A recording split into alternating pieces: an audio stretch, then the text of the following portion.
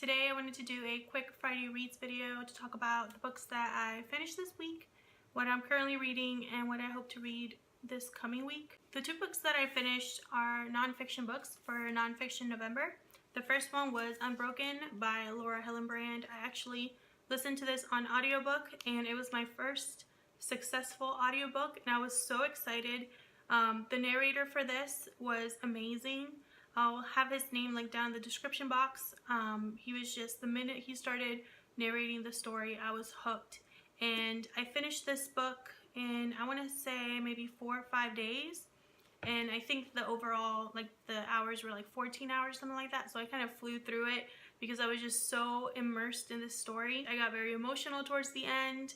And I definitely want to see the movie, although I haven't yet. So this was an amazing book, just as good as everybody told me it was, and I'll talk a little bit more about it in my wrap-up for the month, but I absolutely loved it. I gave it 5 stars. And then the one that I finished this morning was Deep Down Dark, The Untold Stories of 33 Men Buried in a Chilean Mine and the Miracle That Set Them Free by Hector Tobar.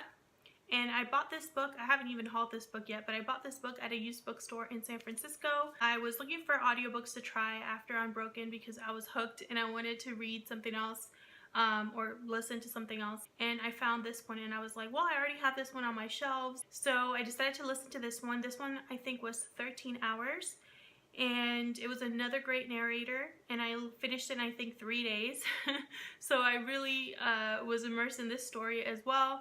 I gave this one 4 stars. I thought it was great, but not as good as other nonfiction books, and I'll get into a little bit more about why I felt that way in my wrap-up. But this was an amazing story. I'm so glad I read it because the only thing I knew about the 33 miners were that they were trapped and rescued and the days that they were trapped. I didn't know anything else, and this book goes into specific detail about everybody that was involved. He was able to interview all 33 of them, so he got to know them a little bit better, and so we learned a little bit about each of their backstories and, you know, the rescue and everybody involved. It was very detailed and I really enjoyed it. I'll have the narrator to this one also in the description box because he did a great job. And I absolutely loved how he was able to talk about, because there's a lot of Spanish phrases in this book. The author translates the phrase, but it was very interesting to hear the narrator actually say the phrases in Spanish. And since I know Spanish, I was able to, you know, laugh at some of the wording and some of the phrases and the things that the Chilean miners were saying or expressing. And so that was a lot of fun. So this one I really enjoyed as well, and I'll go into this one in more detail in my wrap-up. The one that I'm currently reading is The Wright Brothers by David McCullough. I have the dust jacket in my nightstand. I'm starting to notice that David McCullough is someone that might be seen as a dry nonfiction writer. His books are very factual, but I feel like they have a lot of heart and personality even though he's telling you the facts, because he takes great care in including personal letters written by the people that he's talking about. So for example, this is about the Wright brothers, so he includes a lot of letters from Wilbur and Orville, as well as his father, their sister, and a bunch of other people, like articles and stuff like that that were written at that time. And so you kind of get an idea of the context of the story a lot better, and also hear from the people themselves in their own words how they felt about a particular event or how they were affected by something. So for example, when Orville was able to fly successfully for the first time, David McCullough includes a letter that, or an excerpt from his diary where Orville describes the feeling of flying for the first time. So little things like that I feel like really add to the story, and not a lot of nonfiction authors do that, or if they do it, they don't include like really interesting excerpts.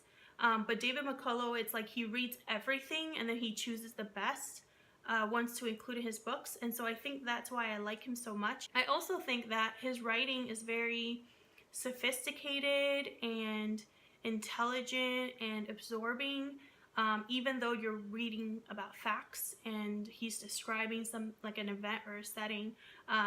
It's definitely not the most interesting or action-packed, but for me it still works. And so I guess what I'm trying to say is, even though he's not the most exciting nonfiction writer, he still has a little magic touch that he kind of applies to all of his nonfiction books, at least the 4 that I've read so far. So I really enjoy it, and I'm really enjoying this one. And I'm appreciating that it's one of his shorter books too, because I feel like I'm getting to the meat of the story a lot faster, if that makes sense. The other one that I'm currently reading is The Demon Haunted World by Carl Sagan. I kind of dropped this one. I completely forgot about it when I started listening to Unbroken. And then after Unbroken, I tried to find the audiobook for this, but I couldn't on the app. I guess they don't have it. So I found Deep Down Dark, and then I got caught up in that one. So I've been kind of neglecting this one, and it's because it's not gripping me as much as I thought it would. This is one of my 5-star predictions. I kind of had an idea of what this book would be about, and then when I got into it, I was like, well, this is interesting, but not what I expected, and I kind of lost interest. It's really reads like a collection of essays, and it's basically Carl Sagan debunking a lot of myths and pseudoscience. So things like UFOs and psychics and stuff like that. He's just debunking all of them. It kind of reads a little dated too about certain things that he's talking about.